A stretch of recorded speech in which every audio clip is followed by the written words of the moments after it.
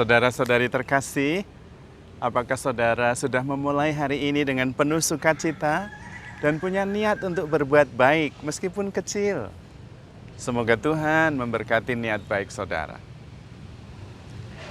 Saya mungkin pernah bercerita tentang seorang musafir yang sedang berjalan-jalan dan melewati sebuah kampung.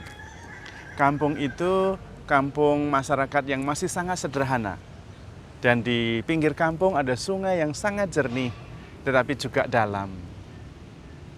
Dan kemudian dia masuk ke kampung itu, sesudah melewati sungai ke dalam kampung, dia mulai berteriak-teriak. Meyakinkan bahwa di sungai itu ada naga, ular besar yang berbahaya, tetapi juga sekaligus indah sekali. Dan membuat orang penasaran. Dan dia mencoba meyakinkan dan berteriak-teriak, lari sana sini di sepanjang kampung. Sampai akhirnya orang kampung penasaran dan lari ke sungai. Dan banyak yang ke sungai. Dan mereka yang ke sungai mencoba mencari dan tidak kembali. Penasaran ingin menemukan di mana naga itu. Ingin melihat wujud naga itu seperti apa.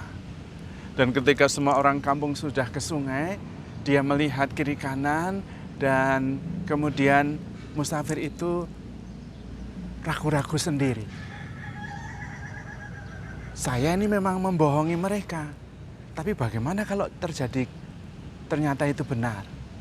Rupanya musafir itu terpengaruh oleh kata-katanya sendiri yang meyakinkan orang lain yakin, dan dia terus meyakinkan orang lain, akhirnya dia sendiri ragu-ragu dan kemudian mulai meyakini apa yang dia dengar terus-menerus itu. Dan dia ikut lari ke sungai. Padahal dia sendiri tahu bahwa dia sumber kebohongannya. Saudara-saudara yang terkasih, kisah itu menarik sekali.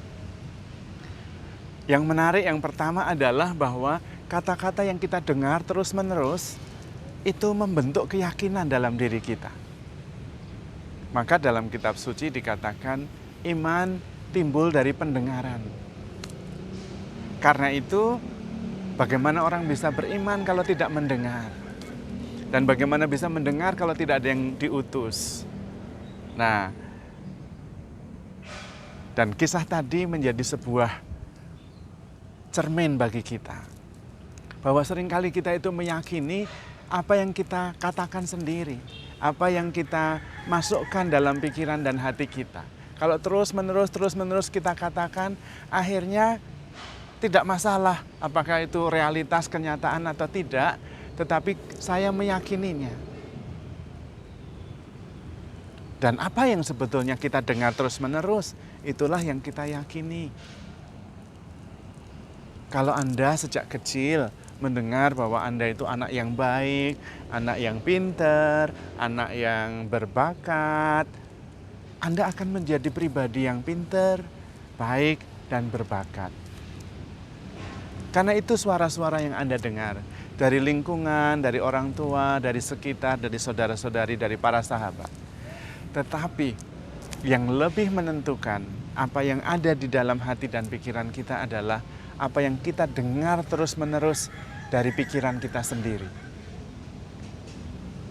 Jadi sebetulnya kita itu bisa membentuk diri kita sendiri seperti yang kita mau. Kita mau menjadi orang sukses, katakan terus-menerus kepada diri sendiri, kepada hati, kepada pikiran kita, betapa perlu kerja keras untuk sukses, betapa perlu komitmen untuk sukses, bahwa sukses itu sungguh-sungguh mungkin asal kita kerja keras, jujur, dan terus-menerus belajar meningkatkan kualitas pribadi. Apa saja katakan tentang sukses, maka nanti kemudian kita sendiri akan mengarah ke sana, fokus, energi sepenuhnya terarah kepada kesuksesan, dan kita sukses. Contoh, dan kemudian bisa di bidang lain. Persoalannya adalah setiap hari, setiap saat bahkan, kita bersama orang lain atau terutama sendiri, kita itu mengatakan sesuatu kepada diri kita sendiri. Pikiran kita itu mengatakan semua kata-kata kepada diri sendiri. Dan kalau terus-menerus, itu yang kemudian kita imani. Pertanyaannya, apa yang terus-menerus kita dengar dari pikiran kita sendiri. Itulah Anda. Itu yang disebut dengan diri subjektif.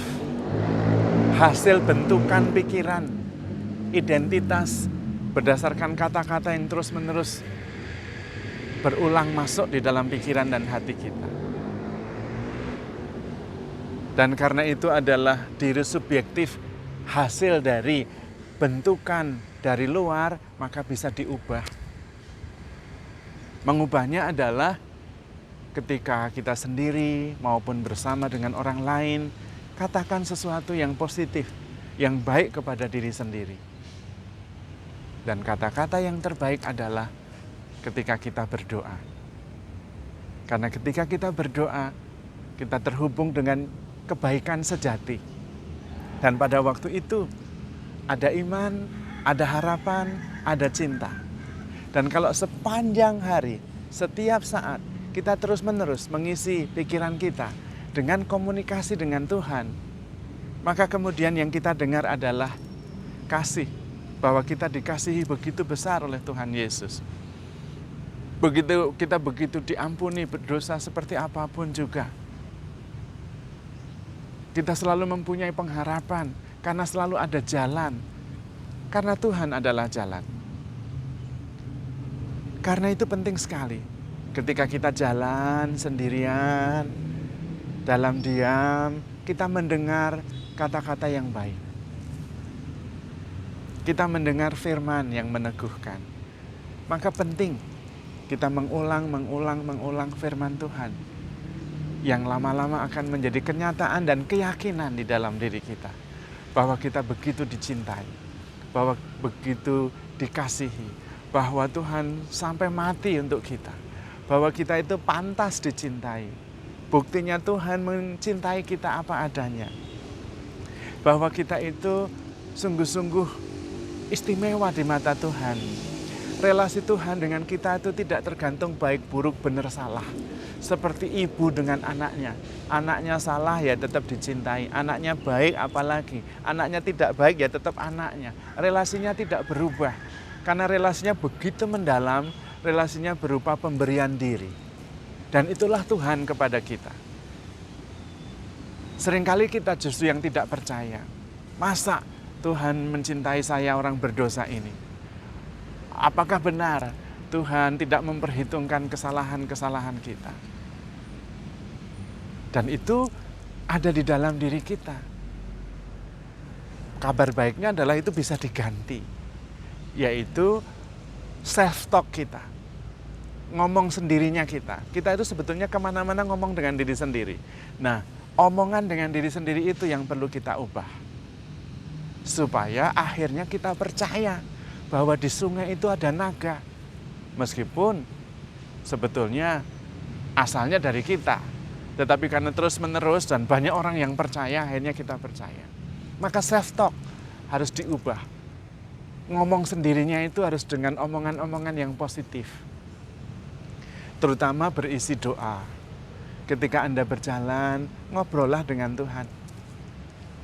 Ketika Anda sedang sendirian, curhatlah dengan Tuhan. Rasakanlah Tuhan yang sangat mengasihi kita. Dan dengarkan kata-kata peneguhan dari Tuhan. Kata-kata yang membesarkan hati. Kata-kata yang melampaui kejelekan, kekurangan, dan hal-hal yang negatif dalam diri kita. Lama-lama itu membuat pikiran kita, hati kita percaya. Karena memang Tuhan sungguh-sungguh mengasihi kita. Maka apa yang Anda dengar terus-menerus setiap saat, dari pikiran, dari suasana hati, dari sekitar Anda, apa yang Anda dengar dalam self-talk Anda, itulah Anda. Bagusnya kabar gembiranya adalah kita bisa menentukan kita mau menjadi pribadi macam apa. Pribadi positif atau pribadi negatif. Pribadi penuh pengharapan, pribadi yang percaya diri karena dikasihi, atau sebaliknya. Tergantung apa yang Anda dengarkan. Maka mari kita mendengarkan Tuhan mendengarkan firman Tuhan, mendengarkan pengharapan, mengharapkan kasih, dan handle yourself with care because you are loved. Tuhan memberkati.